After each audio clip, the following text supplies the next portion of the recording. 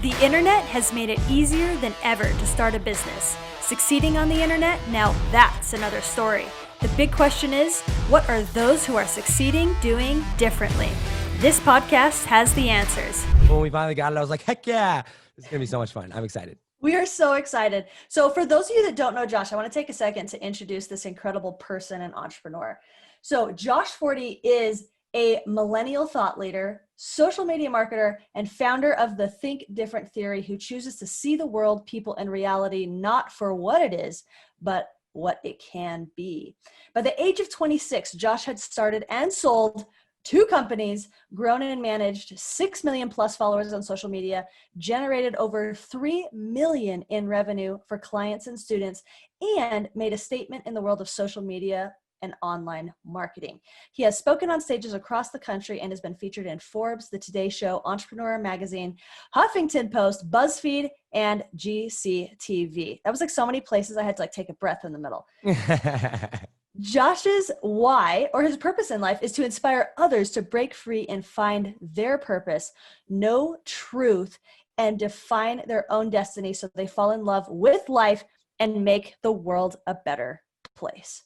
And on a personal note, I've had the opportunity to get to know Josh in a more intimate setting, probably just really this year, because it was at this most recent Funnel Hacking Live.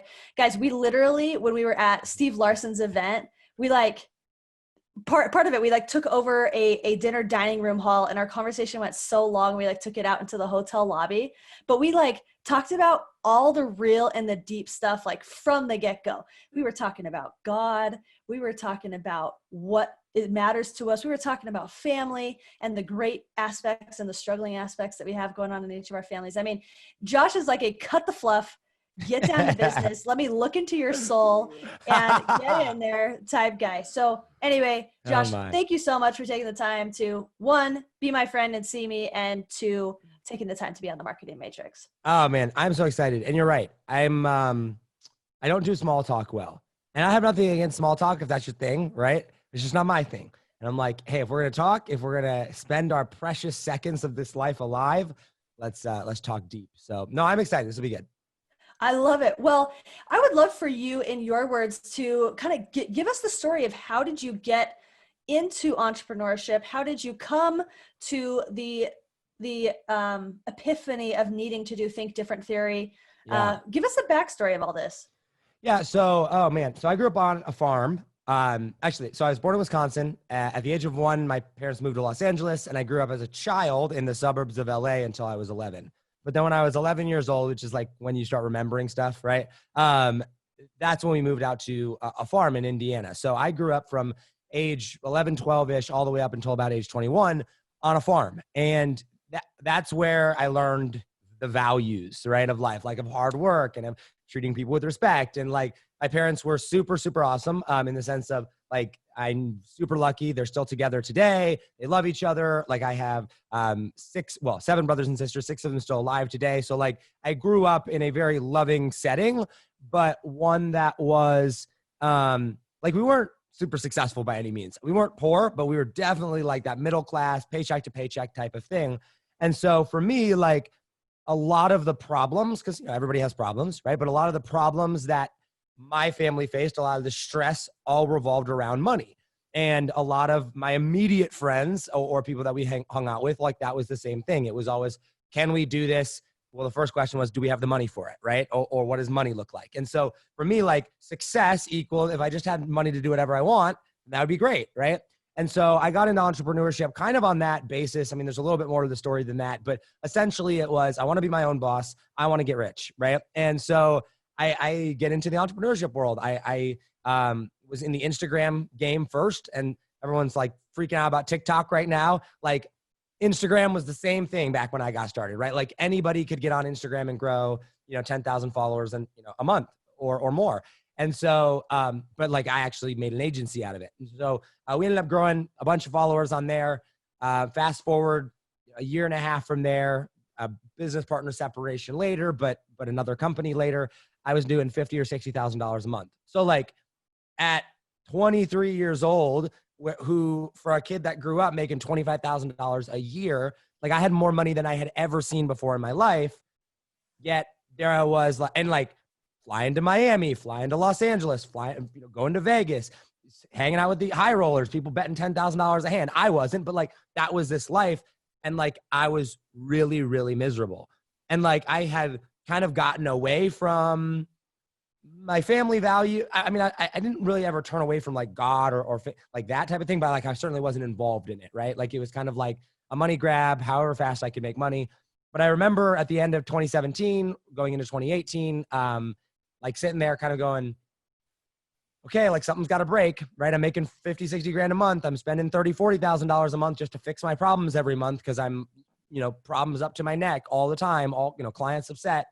And so long story short, like I kind of had a crash moment at that quarter life crisis, if you want to call it, where I went from, all right, I'm at the top, woohoo, right? To cancel everything, all call clients, go from 50,000 a month to $3,000 a month in 24 hours, like 7 days depressed in bed, just like rock bottom. And that is kind of what like a life-changing moment there, right? And for the next 7 months, that's what got me into mindset. That's what got me into personal development.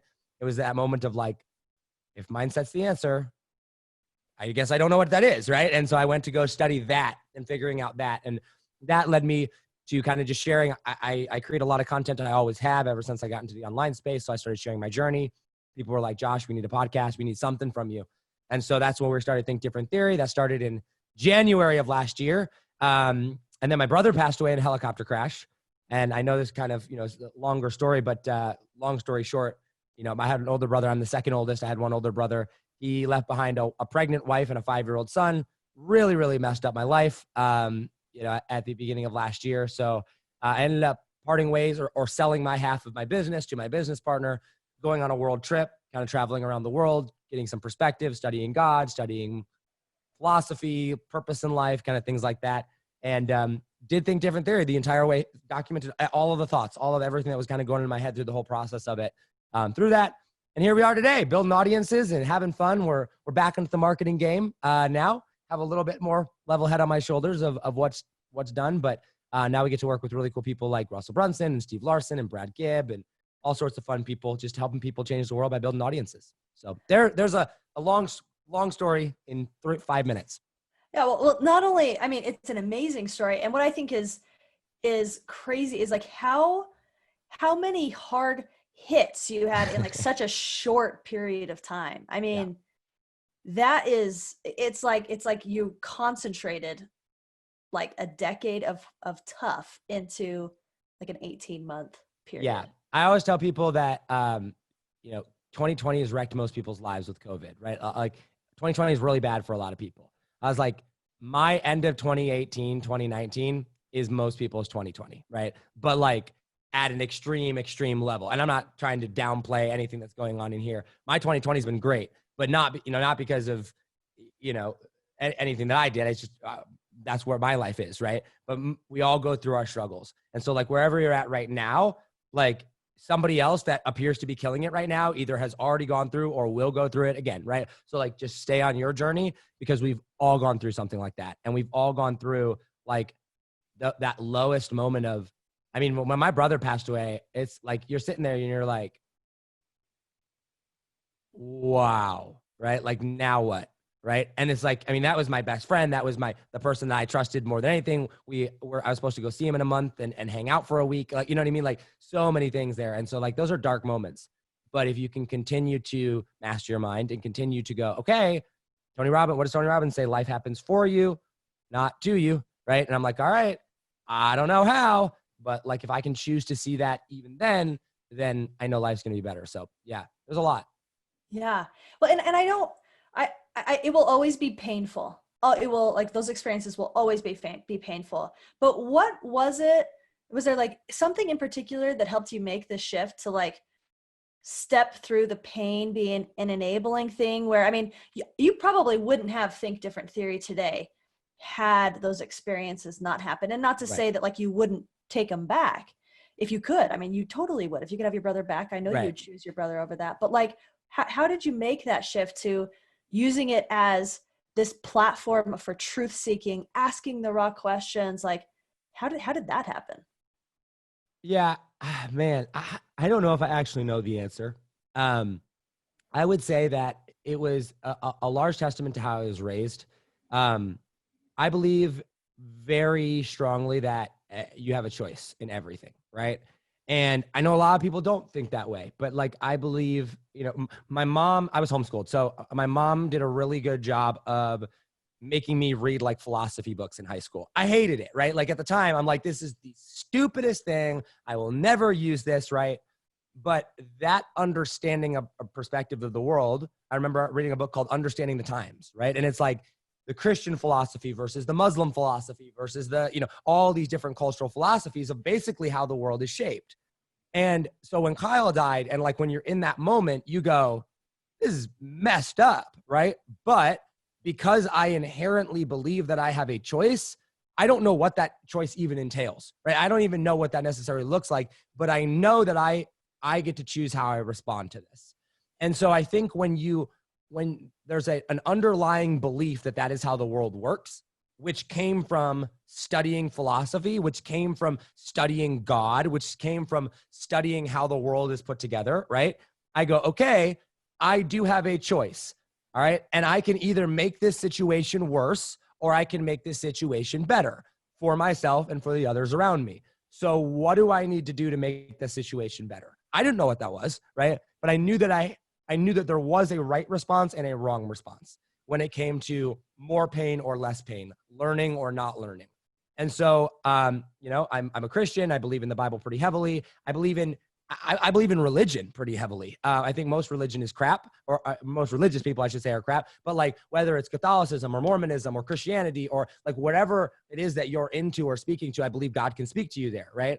And so when you seek that and when you go to that, call it comfort, call it whatever, I believe that life can be better when you apply what God or the higher power or whatever you want to call it. When you listen to that voice, I believe that thing, that spiritual being empowers you to go out there and make the world better. And so my perspective through it was, okay, my brother's message was bringing people together. I mean, the dude had over 1,000 people RSVP for his funeral in the middle of a blizzard. I mean, like both sides of the aisle, he was in politics, right? So right people, left people, black people, white people, gay people, straight, like everybody, all different types of people were there. And I'm like, okay, he left that behind. How do I carry that on? Right? Like that's something I can do, right? Like, and I identified, okay, like that's a choice I can make to go through and make this better. And by focusing on those things, like I think people want to figure out the whole path before taking the first step. And it's like, I sometimes you just got to take that first step and you're like, okay, that seems right. Like that's where we're going to go. And so I think that's probably what it was for me was figuring out, okay, I know I have a choice. I fundamentally believe that. So what choice is it that I need to make that makes the situation best? That's amazing. And one thing that it really stuck out to me as you're sharing this, and I appreciate your willingness. I mean, I know I can go deep with you because that's just the kind of guy that you are. But I loved how you distilled it down to your beliefs. I truly believe that your beliefs determine your actions and that we can choose our beliefs. Yes. And so if you want to change your actions, you have to change your beliefs. And I love how you just like, you really captured that right there. Yeah. Yeah. I believe that wholeheartedly. I mean, and you know, Katie Richardson, I'm obviously a huge fan of Katie. She's my coach. And one of the things that she really drives home a lot is she's like, Josh, how you show up determines the outcome, right? It's like how you show up to a situation will largely predetermine the outcome of that. And if you show up and say, this sucks, this is terrible, and there's nothing I can do, then guess what? It's probably going to suck, be terrible, and not give you much choice. But if you show up and go, okay, this sucks, but I'm going to choose to see the bright side. I'm going to show up in power. I'm going to show up serving. I'm going to show up selfless. I'm going to show up with an open mind to say, what can I learn from this and how can I apply? Like that's everything. And I think that's true in all areas of life. I know there's a marketing podcast, like in marketing as well, right? Like I believe that there's, marketing tactics. I believe there's marketing strategies, right? But I do believe that if you're a genuine human being and you genuinely do want to serve, that in and of itself isn't enough, right? Like you do actually have to show up. You do have to have a good product. You do have to know what you're doing, right? But like the intentions behind how you show up and create those things, I really do believe matter. And I've seen that over and over and over again. I was on the phone with somebody yesterday. We did a sales call. And I was like, why are we on the sales call? And she's like, because you're the only person I see in marketing that I believe actually cares. Like that was her response, right? And I'm like, I don't market that. I don't run a Facebook ad that's like, I care about you more than the next person does. But how I show up, right? How you show up, I really do believe does that. So everything I believe comes down to belief and actions. I love it. I love it. Oh, this is so good. This is so good. Okay, so I want to shift focuses for just a minute, and let's talk about Think Different Theory and what you're doing right now. So Yeah. I've had the opportunity to work with Josh over the last little bit over a month with his Facebook ads, and you just had a huge launch. Yeah. I would love for you to talk a little bit about what you're doing in your business and why you're doing it. Yeah. Oh man, this is so good. So I have a big vision, right? Think Different Theory is based out of the idea and the premise that if you ask better questions in life, you get better answers. And then if you have better answers, you have better information, then you can basically go out and learn to be successful in all areas of life, right? In all areas being health, wealth, relationships, spirituality, like all areas of life, right? And so I'm like, okay, cool. What's my dream job, right? And kind of my dream thing is like, I look at Joe Rogan, I look at Christian apologists, and I'm like, if I could merge the two, where I could be in front of a microphone my whole life, right? And talk about like Christianity and religion and mindset and business, like that would just be the dream, right? But I'm like, all right, in order to build that, I actually have to build it, right? I have to have a real business. And I fundamentally believe that if you talk about a problem and you do not propose a solution, you're simply complaining, right? If you don't propose solutions, if you don't have a way to change it, then you're literally just complaining. And so I'm like, all right, the purpose of Think Different Theory right now, and what we're doing with Think Different Theory right now, is we're building products and building trainings and providing education that teaches people the how-to, the actual applicable, the actual way to go out and change your life, right? After that's built, then we can go out there and start filling it up with people that need to change their life. But I actually have to propose like good ideas first. And so what we're doing right now is we're creating the frameworks and creating the products around being able to, if I were to reverse engineer my goal in life, and you kind of read it there, is to empower people to create their own reality so they can go out and become the best version of themselves, and so they can go out and change the world for the better, right?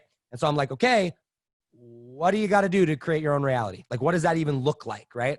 And I believe that there's 4 types of freedom. I teach 3 of them. There's financial freedom, there's time freedom, there's mental freedom, and then there's spiritual freedom. I'm not to the spiritual freedom part quite yet, right? I talk about it, I don't teach it, right? Or I don't sell it, right? But I believe that in order to create your own reality, you've got to have those 3 levels of freedom. You've got to have time freedom, financial freedom, and mental freedom. And I believe that the very best way to do that is by having an audience. If you have an audience, if you fundamentally understand what goes into building an audience and having a message and having loyal followers and being strong on your beliefs and having frameworks that give people a result, like when you understand those things, that allows you to have freedom in those areas. I believe that is the best vehicle or the best way to go about achieving that freedom. I'm not saying it's the only way. I say I believe it's the best way, right?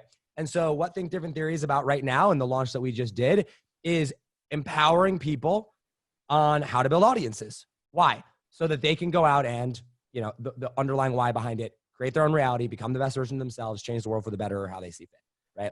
And so that's what we're doing. And that's what the launch was about. That's what, the products that we're building from the Mindshift Playbook, which is, I know is going to be in your stuff. I wrote that to do mindset, right? And that's 70 pages of like nonstop goodness, 5 sections on how to wire your brain, how to reprogram it, how to fix your mind. We partner with Brad Gibb, who I know on the finance side of things. That man fundamentally changed my life when it came to finances.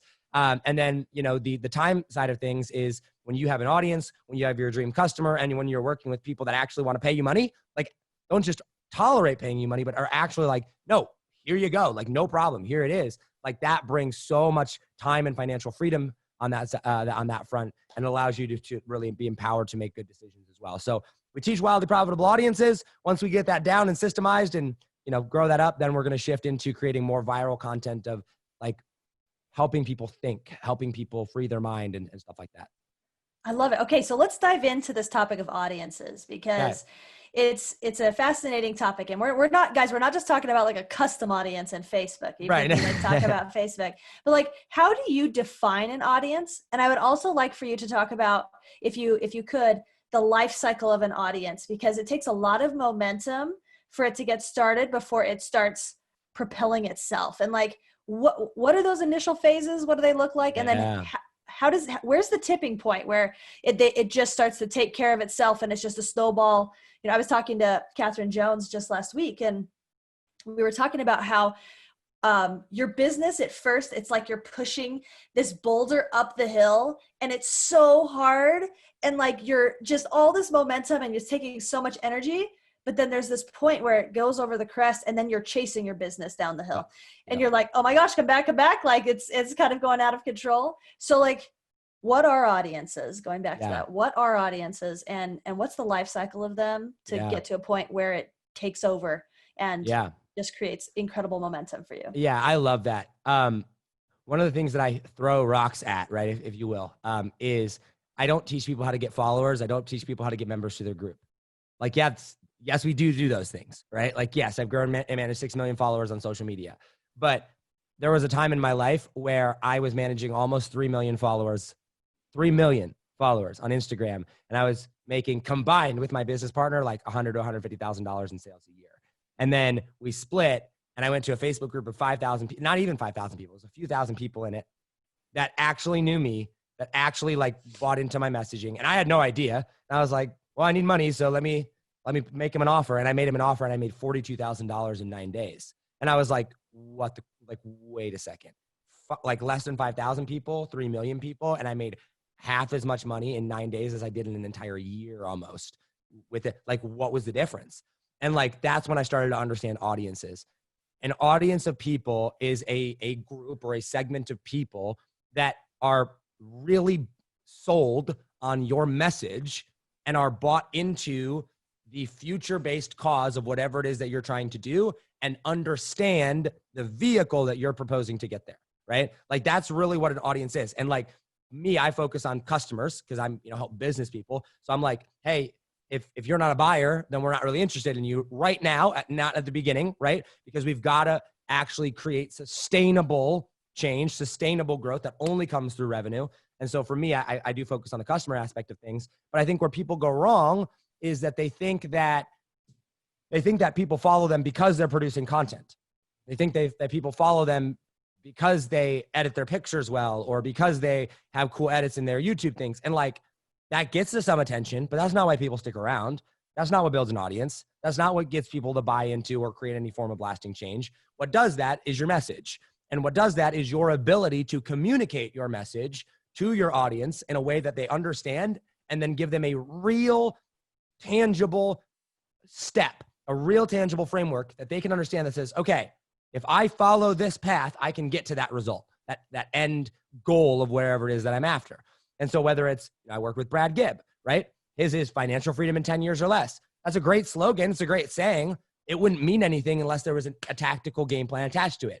There is the 4 pillars, right? So if you follow that, now all of a sudden that becomes attainable. Now I have an audience, because now there's a message. Okay, we're after freedom. We're after a target of freedom in X number of time. Now, how do I get there? And then that tipping point, kind of going to that second thing, happens when, and I got to back up. Have you ever read the book Tribes by Seth Godin? Such a good book. Oh my gosh, it's so good. Okay, he talks about in that book, he's like, okay, in order for a tribe to happen, the leader needs to be able to talk to the community needs to be able to talk to each other, and the community needs to be able to talk back to the leader. The point on which your audience starts to go on autopilot is when you come in and you give them the message, you help them buy into the vision, right? Russell Brunson's expert secrets framework, right? Pick your enemies, throw rocks, all that shit. But essentially it's your message and future-based cause, and then your framework to get them there. When it becomes the tipping point and becomes the audience is when there is a collective group of people that are bought in it together and they feel a connection to each other.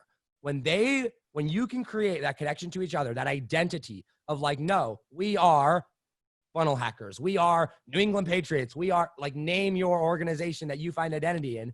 When there's that identity created there and somebody else can look across the figurative room, right, or online and go, I know that person, they're like me, and that association comes through your message and that identity there, that is when your audience hits that tipping point and it's lights out from there, because now you're not the one that's pushing that rock anymore. Now you're starting to push the rock, but now all these other people are still pushing the rock. And if you stop pushing the rock, guess what's going to happen? They're still going to keep pushing the rock because they believe in the vision.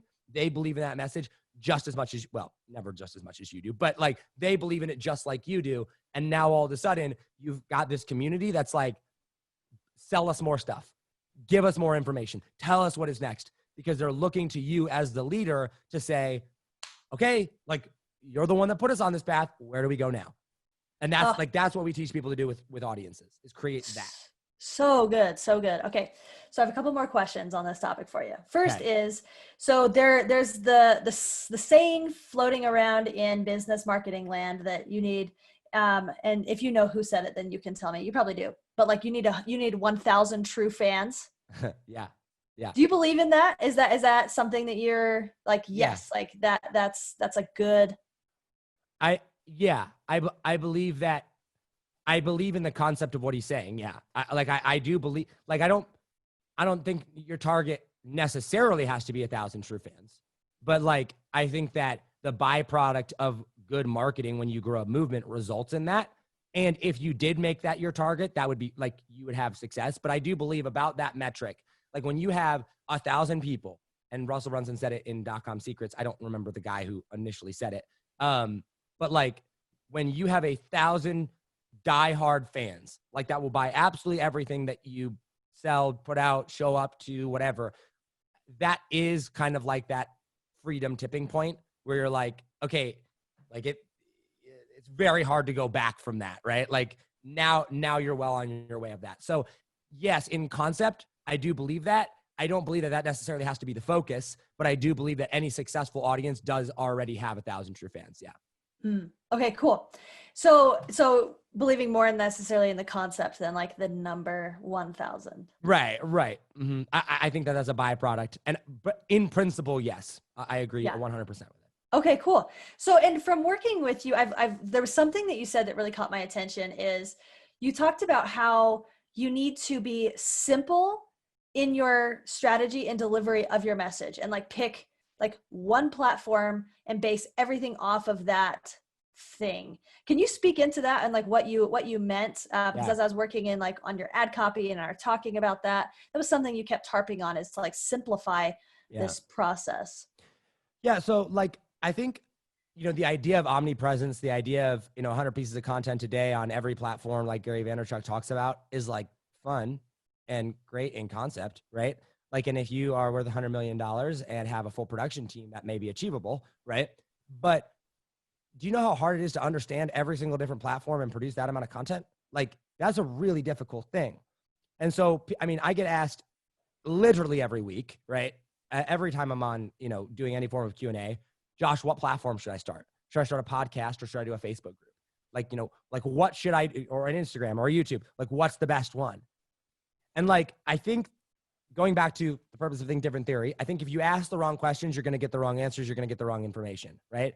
Like, the question is not which platform should I start? The question is which platform is going to accomplish my goal, right? And so that's why, and I taught in the 5-day workshop, going back to the book Tribes, I'm like, what actually allows us to have an audience? So going back to exactly what I said earlier, the leader has to be able to talk to community has to be able to talk to each other, and the community has to be able to talk back to the leader. So like in your messaging, I'm like, start at square one. What thing allows that to happen? Like if you're going to have an audience, if you're going to have like a movement of people, what platform allows for those three things to take place and for you to deliver your message in the simplest format? The only standalone platform by itself that allows you to do that is a Facebook group. Now, is that the only way you can create that? Well, no. Like you could have a podcast and then you could have like another channel tied to that where it allows feedback, maybe a podcast plus a Pinterest board or I don't know, right? Like you can create different combinations of that goal, but in reality, you just need to figure out, how do I accomplish that, right? And so people overcomplicate audiences. They overcomplicate marketing. And it's like, should I use Facebook ads or should I do organic or should I do JVs or should I do whatever? It's like, well, none of those things really matter, right? The question is, what is it that you're trying to accomplish? Like, what is it that you actually need to do? Look at that and simplify everything down around that. So when it comes to like messaging, people are like, well, what's my message? I'm like, well, okay, do you know what makes up a message? They're like, well, I don't know. Like Russell Brunson has a message of like, blah, blah. I'm like, okay, so what actually makes up a message? Okay, in order for a message to work, you have to have a who, You have to have a current place that they're in. You have to have a future desire, and then you have to have a way of getting them there, right? Like that's a message. So if you're trying to figure out what your message is, figure out the elements of that message and answer those questions. If you can answer those questions, now you have a message. Okay, great. Now there's your message, right? Now, when it comes to building an audience around that message, it's like, okay, what do I need to make an audience successful? Not what platform do I need, but what do I actually need to accomplish?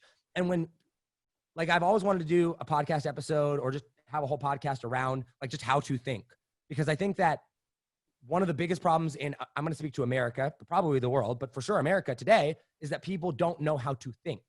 And it's like, if you think all the way through a situation and go, what makes a Facebook group successful? What makes an audience successful? You've got to actually think all the way through and go, what is it that I'm trying to accomplish first? And if you start there and work backwards, then you're going to have a much easier time with it. But people want to get so caught up in the semantics of everything of like, they're doing 75 things here. And I'm like, yeah, and I do 3. And I achieve the exact same result because I focus on the 3 that actually matter. That's what I mean by simplify it down. Does that make sense? I love it. Yeah, 100%. I love it. Oh, guys, I really hope that you, like, however you're listening to this, whether it's in the car, in your kitchen, or whatever, find a way to take notes because this is gold. I love it. And by the way, you need to have that episode. Your show is Think Different Theory anyway. Right. So you probably should. It's just one of those things where I always hate telling people how to do something, right? Like I'll outline, I'll suggest things. Like, for example, we have an episode about like everything that's going on with Black Lives Matter, right? And I'm like, I open up that episode. I'm like, I'm not here to tell you what to think. I'm here to show you a different perspective,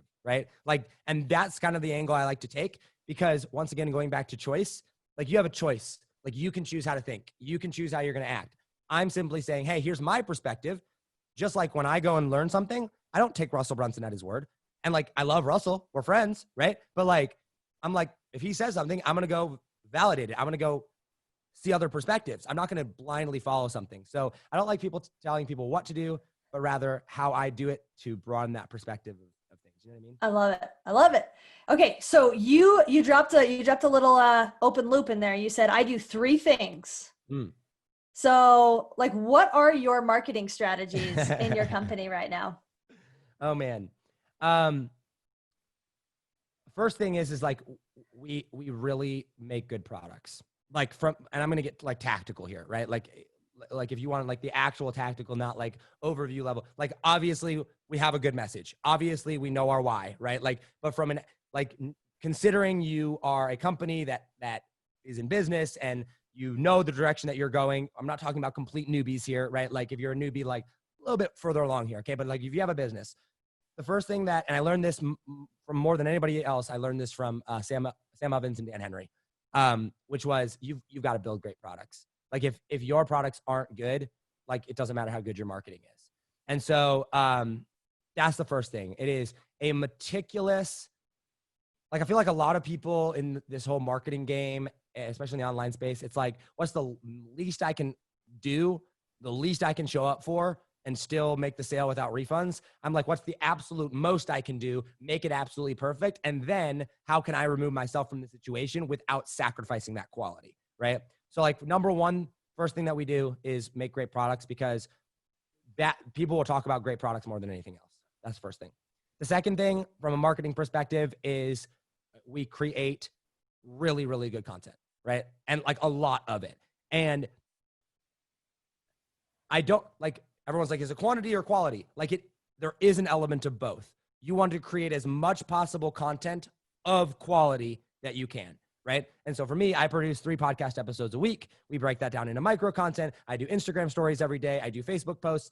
And so like we produce a lot of content, but it's maxed out based on the systems we have right now, optimizing for quality. I'm not going to sacrifice quality for quantity, but I am going to do as much as that. So the second thing from a marketing, from a tactical perspective, is we create a lot of content and we make sure that gets distributed. The consistency and the compound effect of creating content is probably the biggest thing if I was a complete newbie, like that's the thing that changed my life the most, right? Like if you were to come to me and be like, Josh, how do I change my life? I have absolutely no money, right? Like I have absolutely nothing. I would say go produce 1 Facebook Live every single day for the next year. and come back to me and tell me that your life is not completely different, because it's fundamentally impossible. If you make the decision, not, I will make a Facebook Live if I have something to talk about, but rather I will do a Facebook Live regardless, or I will do a podcast regardless of whether or not I have something to talk about. It's amazing how creative you get. And when you allow your brain to be creative, the ripple effects of that are just insane. So I would say first is make great products. Second is produce high quality content. And third is get a freaking coach. I mean, like, I know that's not like a tactical thing, but like when you get a coach, you learn how to teach better. And I believe that probably one of the biggest reasons that I am is where I'm at today in my life is because of my ability to teach and communicate to my audience, communicate to my customer, my message and what I do.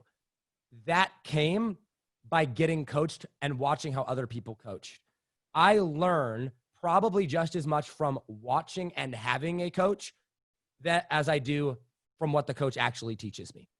Like my coach, Katie Richardson, I pay her $5,000 a month. That is a $60,000 a year coach. That is not cheap, right?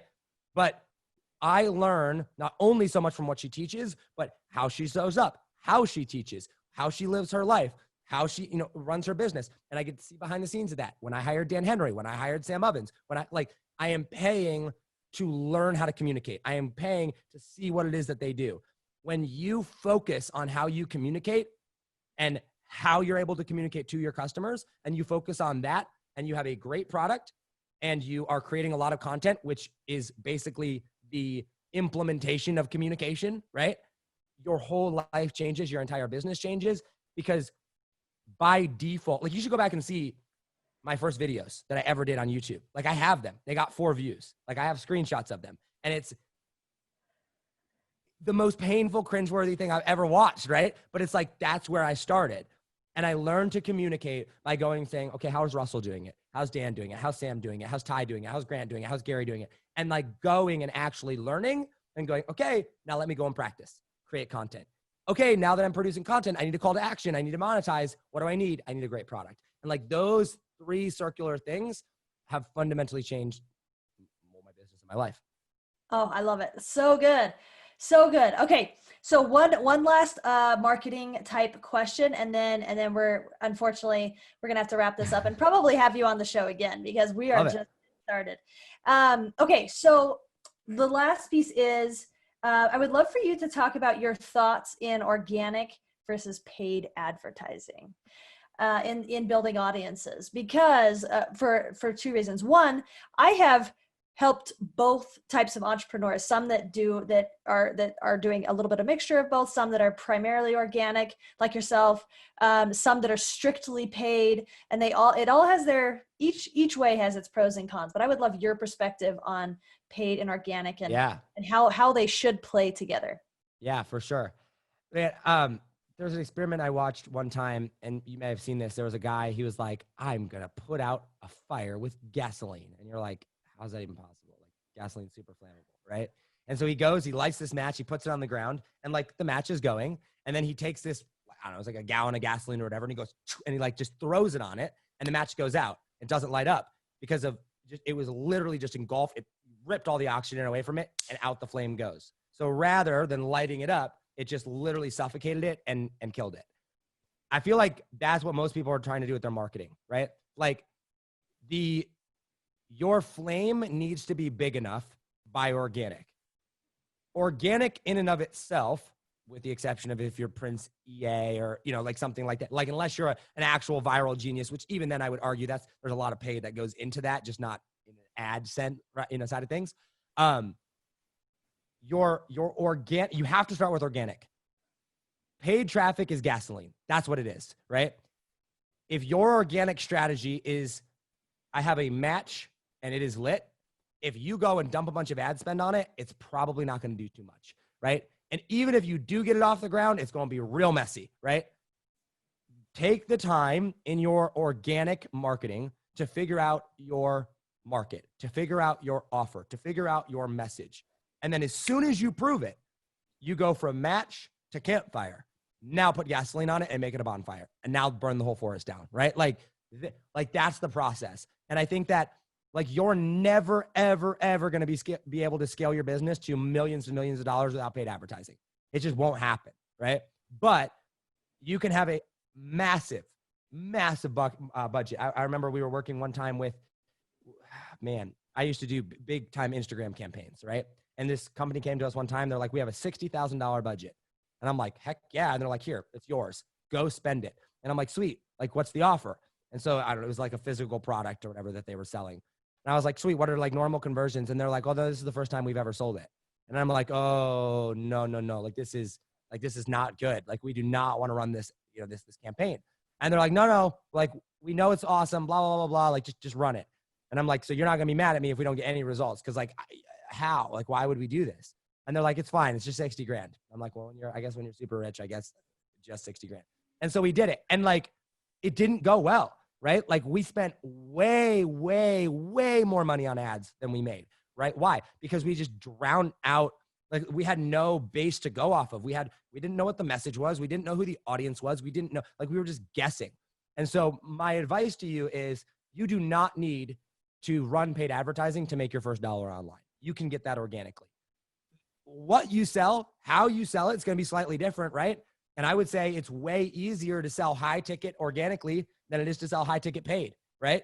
But like, you have to have both if you want to scale. Start with organic, start a Facebook group, start a podcast, do whatever it is, prove in concept that it actually works, know your market, know your customer, know their pain points. Now go, once you have a proven funnel, once you have a proven organic strategy, and say, okay, now how do we dump paid advertising on top of that? And then adjust, don't cancel, adjust your organic strategy to match what it is that you're going to do with paid. And the perfect example of this is in our content within Given Theory. Before I started writing paid advertising dollars behind it, I had to make our headlines and our episode titles and everything like the most clickbaity, super, like, to try to get, like, people to actually click on it and get downloads. But once I could start putting a little bit of advertising behind it, I could put $20 in ads behind it. Now I could make that content a lot more like speaking to my ideal audience even more, and just put $20 or $50 in ads behind that episode and get just as much, if not more, downloads, and have a higher quality person right there. Because now I have both, and I have a campfire to dump ads on, not a spark to jump ads on. So I would say that's my advice for people that are like, which one should I do? It's like, first you do organic, and then you add paid to it, and then never turn off the paid once you have a paid strategy that's working. I love that so much. And guys, I just want to reiterate, Josh, with this, just in some general numbers. So with Josh and with a few other clients, just in the last month, I've had the opportunity who have built up their entire business over the last year or so with organic. And when they add paid to it, we'll spend something like $2,000 to $4,000 in ad spend in a pretty short period of time, because we're marketing a specific event. And these influencer guys are pulling in anywhere from 40 to 100 grand off of course, there's tons of organic, but I mean, that is really how you need to leverage paid advertising. Whereas I have a selected number of other clients where they view paid advertising as a key to get out of content creation and save their time, and they'll spend $4,000 and I mean, if it's an unproven funnel, it's even worse, like they'll just, like your experience with that 60,000, like they'll lose it, or they're like barely breaking even. And they're like, this is just not worth it. Like, people don't realize like how ads work often and how they work the best, and that they take work. It's not just a set it and forget it type experience. Like they take work to dial in. And if you do the organic stuff first, it's so much more beneficial. Well, the other thing about ads is like, when you say like people don't get how they work, guys, like, all an ad is a placement of your content. Like, that's it, right? So like, if your organic content isn't working and then you just try to place it in a different location, it's probably not going to work anyway, because it didn't work before, right? So it's like, figure out what works and then go, cool, who are more people like this already that I already have in front of me that I can place this content in front of, because I already know that it works here. But if it doesn't work in front of your current audience, why would it work in front of any other audience, right? And it's like that combination. And like you said, so like, we just did a 6-figure launch. That's what ended up being. And like, we're not even done with backend sales. Like, it might cross 200 grand, right? And in a matter of 7 days, right? We promoted from like start to finish, from the time we turned on our first ad and made our first email to the time we closed cart was 21 days or 22 days, something like that, right? So like a relatively short period of time. And like, I think 34% or something like that of our opt-ins came from paid. Like by throwing a couple grand in advertising behind it, we increased our opt-ins and our conversions by 30 something percent more people, right? And it's like, I did exactly zero more work outside of create a couple of ads, right? And so it's like, okay, great. I'm concept of leverage, right? How do I do more with the same amount of time? That's what paid advertising does. It's not, how do I build my organic strategy and then cut my organic strategy and replace it? It's no, I need to create my organic strategy. I need to make it sustainable. And now I need to turn on ads so that I can reach 10 times the amount of people for the exact same amount of work that I'm already doing. That's the beauty of what advertising does. Yeah. Oh, I love it. I love it. Okay. This is so good. All right, Josh, I always end with this question. And the question is this: what is the biggest internal transformation that you've had during your entrepreneurial journey? Oh man. That I have a choice to determine the outcome of anything. Like, even if it's not my fault, I have power. The only reason you don't, the reason most people think they don't have power is because they don't choose it. And myself, first and foremost, to this. Like, I would blame, well, what do you mean? That's not my fault. I'm not the one that caused that. And it's like, when I say it's not my fault, when I say it's not my whatever, like, it gives up my power. It literally, and I don't mean power like in a greedy, power hungry way. I mean, it gives up your ability to actually change for the better. And when I look at every situation and go, oh, no, how I choose to respond to this is going to affect the outcome, even if I'm not the one that is directly involved. How I choose to respond to it will affect the outcome. Like, when you approach everything with that mentality, your whole life changes. Like, the whole game changes. Because now when I'm having a problem with a friend or, my mom, and I'm like, my mom is being ridiculous or my team is being ridiculous or whatever, I might not be in the wrong. I might be totally right. I'm the boss, right? Like, I can do whatever I want. But when I go, Katie calls it going over the wall, right? When I realize that I have power in the situation, even if it's not my fault, even if I have no actual control, the way that I show up to something and what I choose, that shift there in my personal life has probably been the single biggest transformation of it. And that in like showing myself grace. Like, I think that was really big too. It allowed me to have more. I think we beat ourselves up way too much. Yeah, those two things. I totally agree. Oh, so good. All right. Well, this is Josh Forti, everybody. Josh, how can people follow you, get in touch with you, and understand more about audiences and your journey? Give us the rundown.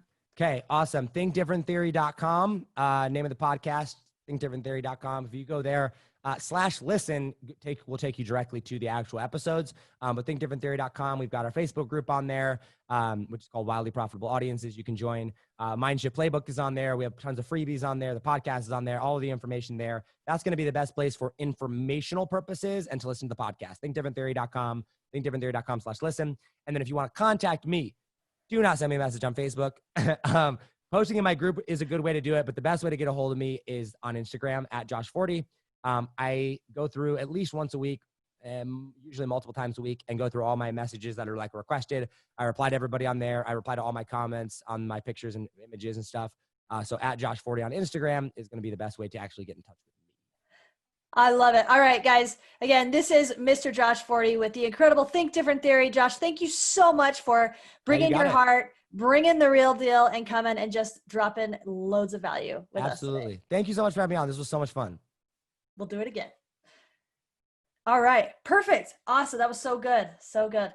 Okay. So we did go a little bit over. So we're at the hour. So if you have a hard stop, then we can just do it. Okay. You're good for like another 10, 15 minutes. For sure. Okay. I don't have anything till noon my time. So I got another hour.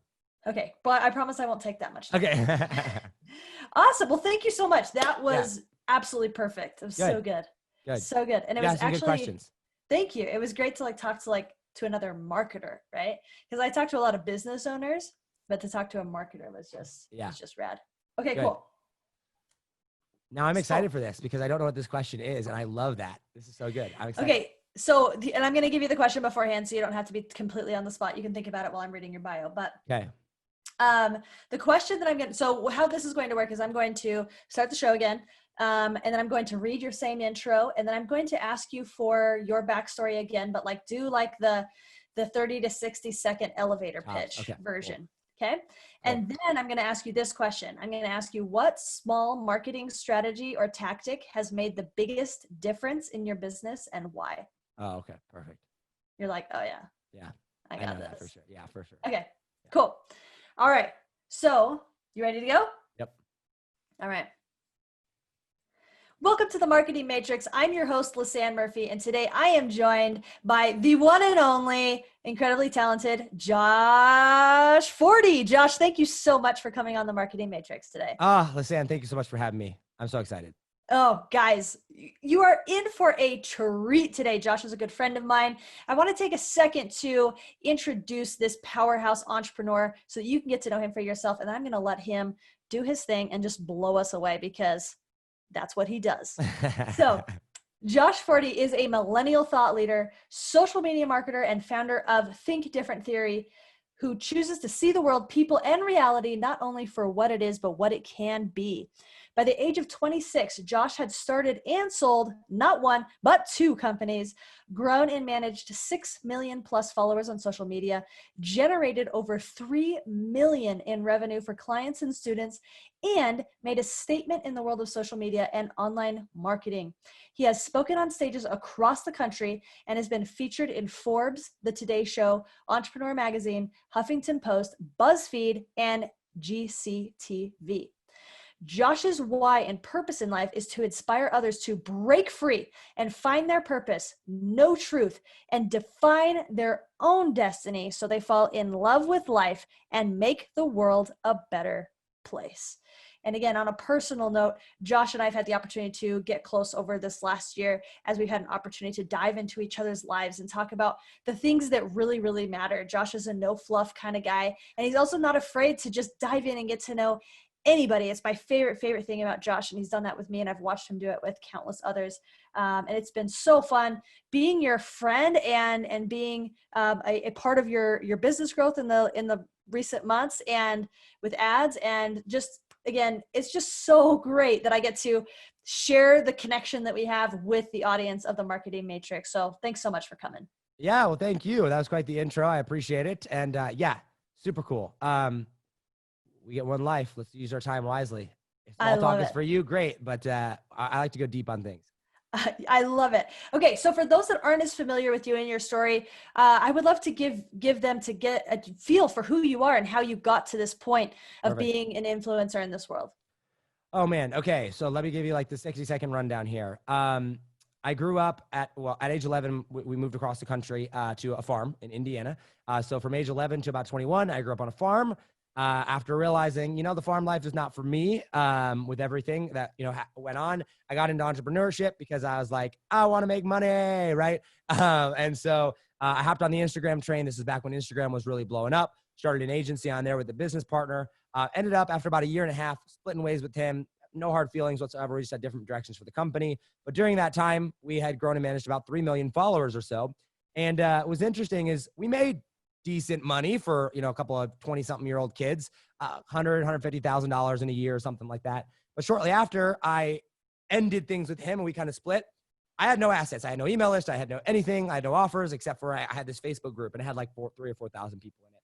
And I was like, well, I need to make some money. So let's make an offer to him. And so I put together an offer. I did some research and I sold this offer to them and I made 42 grand in 9 days. And I was like, what the crap? Like, this is insane, right? Like I had 3 million followers and I, was making 6 figures, and here I have like 3,000 or 4,000. And I just did that, like half of that in 9 days. Like what's the difference? And so that kind of led me down the world of audiences and studying audiences. And I've just been obsessed with that ever since. Had some hiccups and stuff along the way, reached a high point, reached a low point, where I canceled, making 50, 60,000 a month down to canceling everything, going through major mindset transformations and studying the mind and quantum physics and science and just like how our brain works and how beliefs work and identity works and everything like that. Started a podcast to actually bring that to fruition and start like teaching more of that. Brother passed away, which really shifted my life dramatically. Helicopter crash, which really, really set me on a path of like understanding God more and philosophy and kind of things like that. But long story short, we build wildly profitable audiences for people. We worked with clients like ClickFunnels, Steve Larson, Dave Woodward, Julie Stoian, Brad Gibb, the Axe Brothers. I mean, just like some really, really big names in marketing. Gotten them just incredible results for that. And that's the long and short of what we do. Now we have Think Different Theory, which is the podcast that kind of heads that all up. Oh, I love it, guys. And it's like he unpacks more of that in the long episode. But guys, this kid, he's like high octane all the time. Like, it's unbelievable. Like, it's so fun watching you just live life fully is really how I would describe. I appreciate it. Yeah. Josh. Okay, so guys, the purpose of this small episode is to get everyone's take on this one question. So I've got one question for you, Josh. What small marketing strategy or tactic has made the biggest difference in your business, and why? Okay. So the answer I want to give, but it's not a small marketing tactic or strategy, but I have to throw it out there because it's against my identity not to, is mindset. All right. Like, seriously, that is hands down the biggest thing ever. But let's get tactical, because I know that's what we're looking for. I've had the unique opportunity and benefit of being able to work with some really, really like big time clientele. Dan Henry, Steve Larson, Brad Gibb, even ClickFunnels, like the actual big company, on some bigger contracts for their marketing and stuff. And what I learned by working with all of them, and what has been the single biggest transformation in my business, hands down, without a question, is the ability to produce content with the intention of growing an audience. Like that specific thing. We're not producing content for the sake of producing content, right? We're producing content for the sake of growing an audience so that our audience can be indoctrinated in our message. When you do that, it will change the entire game. And the reason, the why behind that, if you will, is like, you think about it, anybody you follow online today, right? Like all the big people, whether it's Russell Brunson, Ty Lopez, Grant Cardone, Gary Vaynerchuk, like you name it, right? Every single one of them is producing content. But what are they doing when they're producing content? They're getting their voice, their message, heard, okay? If you are not heard, you don't exist. And it's just like this weird thing where it's like most people, they don't want to pay for advertising, which I get at the beginning, right? Like you don't have massive marketing budgets. You can't just run ads everywhere. Excuse me. But like, if you're not producing content, there is literally no way for your voice to be heard. There is no way for you to grow an audience. There is no way for you to have an impact. There is no way for you to make change. There is no way for you to get customers. Like, your content is your message delivered in a tactical format. And so when you commit to creating content, I actually just did a podcast episode about this. Not only on a personal level does it change you, because it forces you to get out of your own head. And simply the act of getting out of your own head is so powerful. My mindset coach teaches me this. But like getting out of your own head, it also documents your journey so that you can actually look back and go, oh, what did I learn there? Oh, what did that happen? Like, it gives you the ability to look back and go, wow, look at the growth. Hey, look at all this. It also gives you assets for your customers, because now when your customer has a question, rather than you having to explain it every time, you send them to a podcast episode, or you send them to a Facebook Live, or you wherever, like whatever it is that you're doing. And it gets your message out there, creating that trust effect. Because if you see someone one time for the first time ever, you know how hard it is to sell somebody. Like, that's really, really difficult. But if they've watched you online every day for the past year, you know how easy it is? Like, literally, I did a $30,000 deal the other day. 30 grand. Contract paid, signed up front, half down up front, half in 30 days. It was a 15-minute phone call. How? It's because I've produced content and that person had consumed my content. So content, delivering your message with the intention of building that audience, single biggest tip or tactic that can be done. I love it. And content is it's a big mental hurdle for a lot of people. So I want to ask just one follow-up question with this. Like, how do you know if it's good content? Like, it doesn't matter. People are always like, well, what if it's not good enough? Or I don't know necessarily what to say. And like all of those questions, like, what makes good content? Yeah. So for a beginner that's just starting out, I would say it doesn't matter if it's good or not. Like, I'm so serious about it. Like, guys, like if you want a perfect example of this, like go look at my YouTube channel right now. Like, my YouTube channel sucks right now, right? Podcast, amazing. A couple 100,000 downloads, right?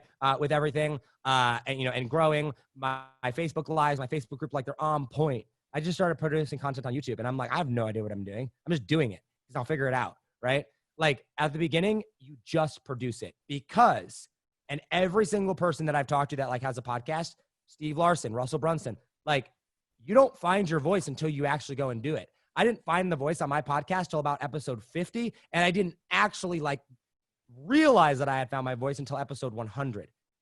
100, right? Like that's so crazy. Most people are like, if it's not perfect by episode 3, I'm going to give up, right? It's like, what are you talking about? So at the beginning, you just start because it will allow you to find your voice. And by going out there and not making the commitment to talk about content if you have something to talk about, but making the commitment to say, I will produce content regardless of whether or not I have something to talk about, forces you to get creative and get into your head and pull something out there in a format that someone can understand. So that's the first half of that.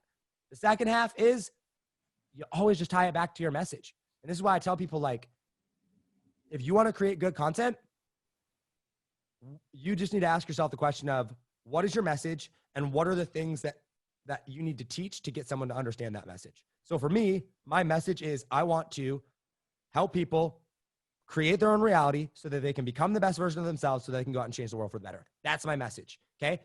But that in and of itself doesn't do a whole lot because there's no tactical things behind that. So I'm like, okay, what are the tactical pillars that allow people to go and do that? And for me, there's 3. For you, it might be 5, 10, 6, 3, whatever. You got to find your amount. But for me, it's if I teach mindset, if I teach sales / like the ability to communicate and sales and negotiate, and how to build wildly profitable audiences, audience creation, those are the 3 things for me right now that eventually there'll probably be financial advice in there and other things in there, but those are my 3 topics. So I have my message at the top, and then think of it as a pyramid. I've got my message, I've got my 3 core things that I talk about, and then all of my content. All I have to do is go, I need to tell a story, I need to come up with something that I want to talk about, and I need to tie it back to one of those 3 pillars so that I can tie it back to my core message. And as long as you do that, it's easy. Because now I can go out there, and the other day when I was talking about, this was a mindset thing, the other day I busted up my ankle and I was on crutches, right? And the doctor was like, hey, you need to walk on crutches for 3 days. And then after that, no matter how bad it hurts, you got to start walking on your foot. So what did I do? I told the story and I was like, hey, guys, this is like a life lesson. Today I'm walking without crutches for the first time and it hurts like crap. But guess what? Just like in life, you're going to, at the first time when something's in pain, you might need to be on crutches for a couple of days. But guess what? Eventually you have to go and you have to have the mindset that says, I've got to tough through the pain because that is like what's going to ultimately help me heal. So I told that story. I tied it back to mindset, which fits into my why. So you can take literally anything. And as long as you're tying it back to one of those pillars that fits into your overall message of what you're doing, people will find it relatable because they don't care about the story. The story is simply the thing that allows them to remember the why. They care about the why. But if you want them to remember the why, if you want them to remember what it is that you're doing, that's why when you have to go in there and create content around that. Oh, I love it. Oh, this is so good. This is so good. And I love how you started with mindset, because in order to do that and just show up, you have to have a specific mindset to do that. Yeah. And right along with that, guys, so Josh is being incredibly generous and he's allowing us to put his real mind shift playbook inside the Marketing Matrix toolbox. So we're super grateful for that. Thank you so much. So Josh, if people want to learn more from you, follow your journey, learn more about audiences, get a mindset dose from Mr. Forti, where do they go? ThinkDifferentTheory.com is going to be the best place. ThinkDifferentTheory.com/listen specifically is the actual podcast. But I would honestly, I would say start with the Mindshift Playbook. The Mindshift Playbook is something that I wrote. It's like, I think it's like 70 pages long. It's broken into 5 sections. Each section has homework at the end of it and a video explaining and recapping everything. And it's designed to help you understand how your brain works at a very tactical level. It was one of the biggest aha moments for me in my life was when I understood how my brain worked, because when I understood that, I was like, oh, now I know why I do everything that I do. Now I know why I have the beliefs that I believe, but I didn't know that until I understood the basics of how your brain works. And so there's little exercises in there, very practical things of like, hey, do this for a week and then you're going to get this result, take that data, then do that, so very practical things there. That's going to help shape the mind, and then go to the podcast, get the brain, the brain food, as we call it, right? Soak up that. We've talked a lot of marketing in the past month or so, but the first 180 episodes or so are just like nothing but mindset, nothing but people on there coming and talking about their biggest life lessons and stuff about mindset.